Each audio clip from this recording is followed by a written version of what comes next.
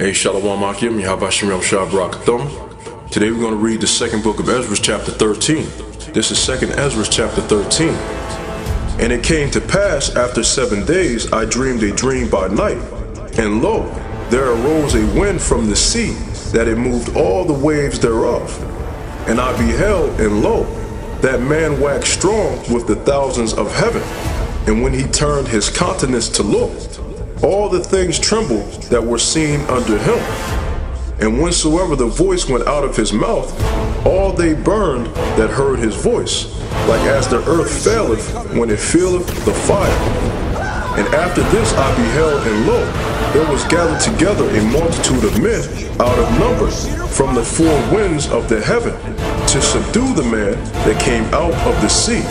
But I beheld, and lo, he had graved himself a great mountain, and flew up upon it. But I would have seen the region or place whereout the hill was graven, and I could not.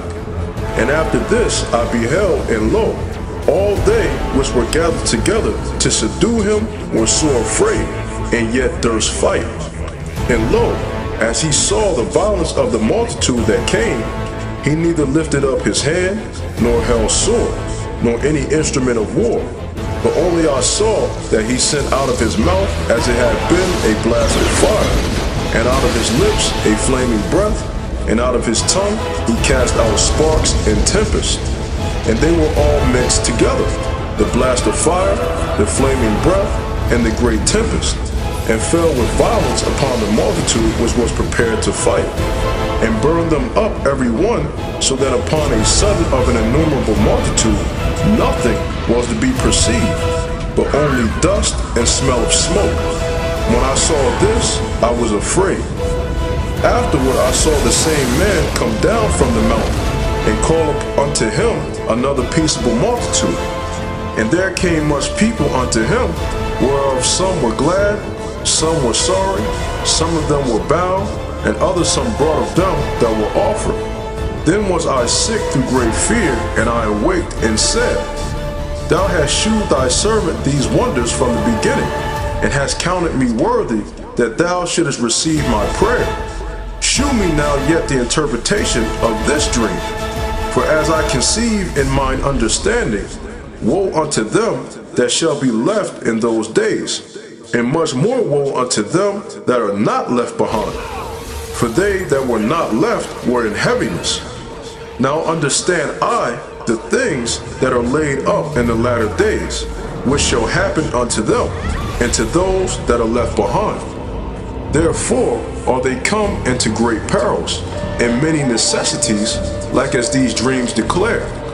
Yet is it easier for him that is in danger to come into these things, than to pass away as a cloud out of the world, and not to see the things that happen in the last days.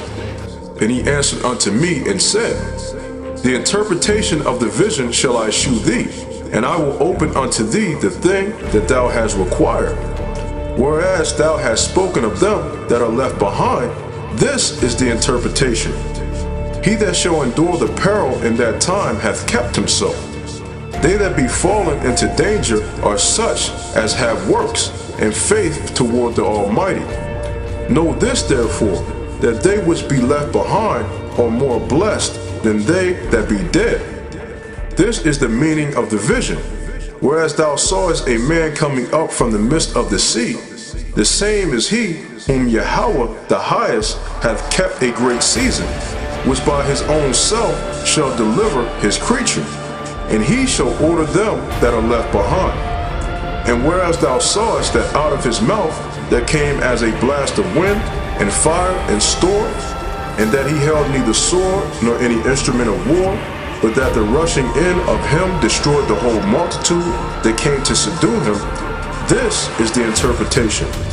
Behold, the days come when the Most High will begin to deliver them that are upon the earth, and he shall come to the astonishment of them that dwell on the earth.